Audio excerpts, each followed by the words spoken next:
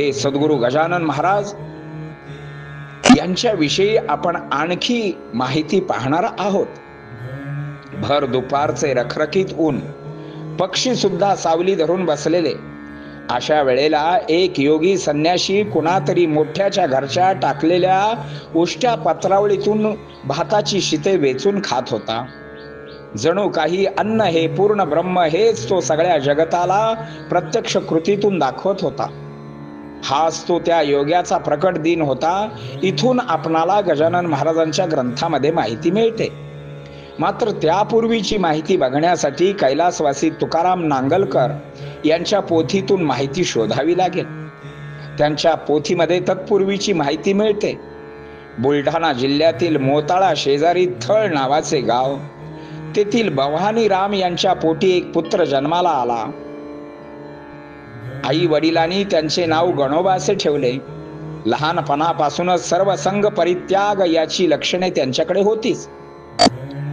आई वडिलांनी कपडे घालावेत आणि ते कपडे त्यांनी काढून फेकून द्यावेत, उघडेच राहावे किंवा ते कपडे फाडावेत, चिंध्या चिंध्या कराव्यात. मग वडिलांनी त्यांना अंधाऱ्या खोलीत ठेवायचे.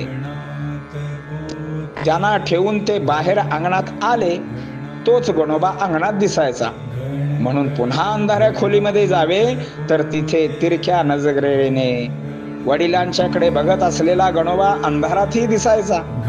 गणोबा लहान मुलांच्या बरोबर खेळायचा, सर्वांना शिदोऱ्या आणायला सांगायचा. शिदोरी एकत्र करून त्याचा गोपाळकाला व्हायचा. लहानग्या अवस्थेत सुद्धा आपल्या लहान मित्रांना देहू, आळंदी, पंढरपूर येथील यात्रा घडवून आणायचा. कधी भ्रमंती व्हायची. अशीच एका गावी भ्रमंती चालू असताना तिथे मोठी भोजनावळ चालू होती. गणोबा ही त्या पंक्तीमध्ये वाढू लागला. तो लाडू वाढत होता. माणसे त्याच्यावर रागावून म्हणाली, अरे लाडू वाढलेले आहेत, लाडू काय वाढतोस, तूप वाढ.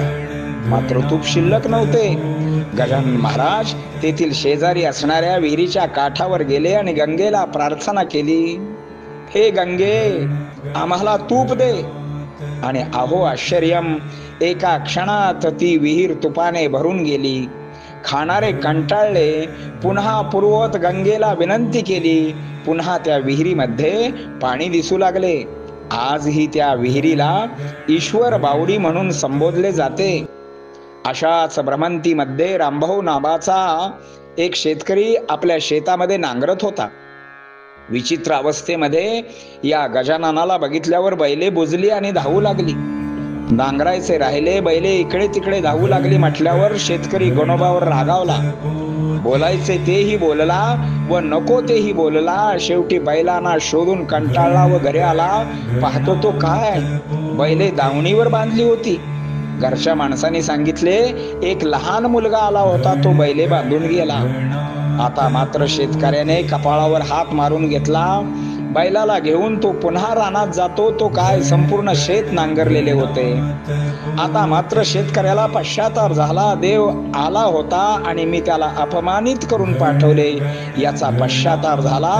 मात्र सुख, दुःख, मान, अपमान ब्रह्मानंदात लीन असणाऱ्यांना याचे काय कौतुक असणार. शेतकरी मात्र नैनी नीर लोटे, कंठी प्रेम दाटे अशा अवस्थेत ती बालमूर्ती नजरेत घेऊन रडत होता. अशा अलौकिक लीलांनी ज्यांचे बालपण वेढले होते.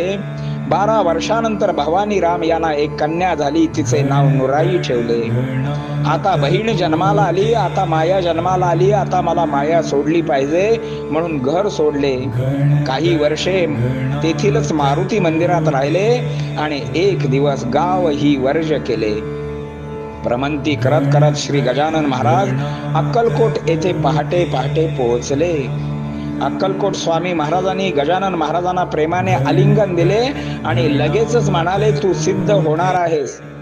काही वर्षे तिथेच मुक्काम केला. विदेही अवस्थेमध्येच होते ते. महाराज स्वामी समर्थांचे लोक दर्शन घेत आणि गजानन महाराज यांना बघितल्यावर सुद्धा लोक आता दर्शन घेऊ लागले. कारण ती मूर्ती सर्वांनाच आकृष्ट करणारी अशी होती. काही दिवसांनी स्वामी समर्थ म्हणाले, तुम्ही आता इथून अकोटला जावा, तिथे नरसिंह महाराजांना भेटा. तिथून पुढे नाशिकला देव मामलेदारांची गाठ घ्या व नंतर आपल्या कर्मभूमीकडे म्हणजे शेगावला स्थित व्हा.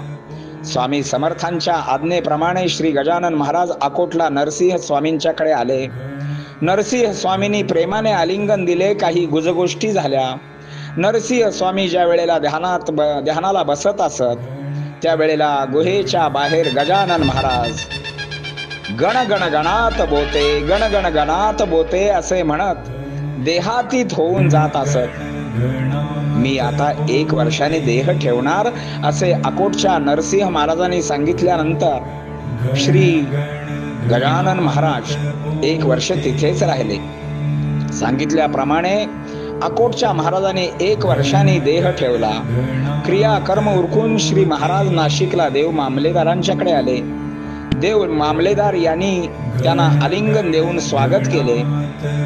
दोघे चर्चा करीत असतानाच एक मुस्लिम ग्रस्त एका काचेच्या भांड्यामध्ये मांस घेऊन आला व देव मामलेदाराच्या पुढे ठेवले.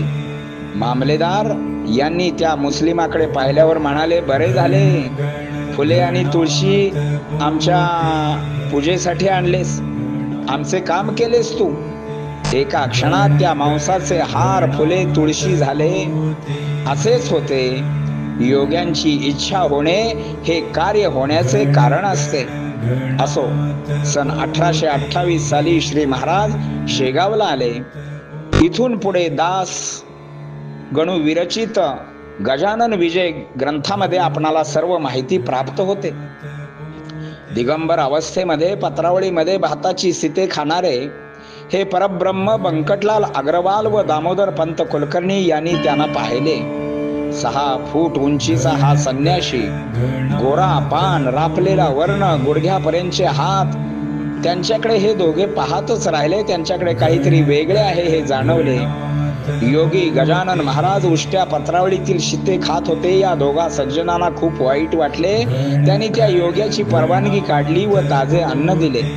प्रीती जडली आणि मग 2 वर्ष त्यांच्याच घरी राहिले. कोणी शाल आणून दिली तर मनाला वाटेल तेवढा वेळ अंगावर ठेवावी, नाहीतर फेकून द्यावी. कोणी काही खायला आणून दिले, मग झुणका भाकर, आंबाड्याची भाजी, पिठी साखर, मिरचा, चटणी.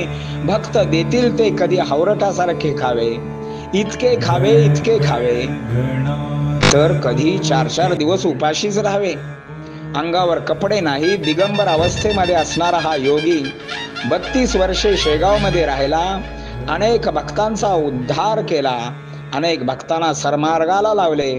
धर्माप्रमाणे आचरण म्हणजे काय हे आपल्या कृतीतून शिकविले. आणि हळूहळू भक्त संप्रदाय एवढा वाढला जणू भक्तांचा सागर. शेवटी पंढरपूरच्या पांडुरंगाकडे गेले. त्यांना पांडुरंगाने पंढरपूर येथे समाधी घ्यायची होती. मात्र पांडुरंगाच्या आज्ञेप्रमाणे ऋषी पंचमीच्या दिवशी त्यांनी शेगाव येथे समाधी घेतली. मात्र ना गादी ना वारस, जणू काही माझी गाडी मी ओढणार, मी आहे जगदाकारे याची साक्ष आजही सर्वांना येत आहे. आज आपण ज्यावेळी शेगावमध्ये जातो, भारतातच नव्हे तर जगातही तेथील आनंद सागर व तेथील स्वच्छता, शिस्त, सेवा याविषयी चर्चा होत असते. आज शेगाव संस्थानमध्ये 42 प्रकारच्या लोकसेवेचे उपक्रम हाती घेतलेले आहेत, जे कुठेही नाहीत. मग ते इंजिनिअरिंग कॉलेज असू द्यात, दवाखाना सेवा असो, अन्नदान असो, शांतता व सुव्यवस्था असो व मुबलकता, हेही तेथील महत्वाचे वैशिष्ट्य आहे. गणगण गणात बोते हे येथील भजन आहे. सामाजिक कार्याबरोबर आध्यात्मिक चळवळ व शैक्षणिक चळवळ, 1ली ते 12वीचे इंग्लिश मीडियम असू द्यात अथवा वैद्यकीय शिक्षण असू द्यात, औषधालय असू द्यात, अन्नधान्याची कोठारे असू द्यात, मृदुंग वाटप, वस्त्र वाटप, प्रसादाची शिस्त, तेथील हरिपाठ, कीर्तन सेवा, श्री क्षेत्र शेगाव ते पंढरपूर पायी दिंडी सोहळा, हे सारेच नयनरम्य व भक्ती प्रेमाने ओसंडून वाहणारे. हे कसे शक्य होते? प्रत्येक पाहणाराला हाच प्रश्न पडतो. मात्र त्या पाठीमागे श्री गजानन महाराज आहेत हे त्रिवार सत्य आहे. भक्तांना हिवाळ्यात गरम पाण्याची सोय अगदी थोडक्या पैशामध्ये मध्ये म्हणजे 15 रुपयात आनंद सागर एक आध्यात्मिक व पृथ्वी तलावरील स्वर्ग पाहायला मिळतो. तसेच अगदी थोडक्या मोबदल्यात पंचतारांकित हॉटेल सारखी येणाऱ्या भक्तांची सोय हे सारे अचंबित करणारे आहे. थोड्या काळासाठी सेवा करणारे, दीर्घ काळासाठी सेवा करणारे असे कितीतरी भक्त प्रतीक्षा यादीत आहेत. एवढे सेवेसाठी नंबर लागलेले आहेत. सेवा उपलब्ध आहेत आणि या सेवेचा मेवा भक्तांना मिळतो आहे. श्री गजानन महाराज आपल्या सेवेकऱ्यांच्या भक्तांच्या जीवनामध्ये जगाच्या कोणत्याही बाजारपेठेमध्ये न मिळणारा आनंद भरत आहेत. जणू काही आनंदाचा सागरच. मग आनंद कमी कसा पडणार?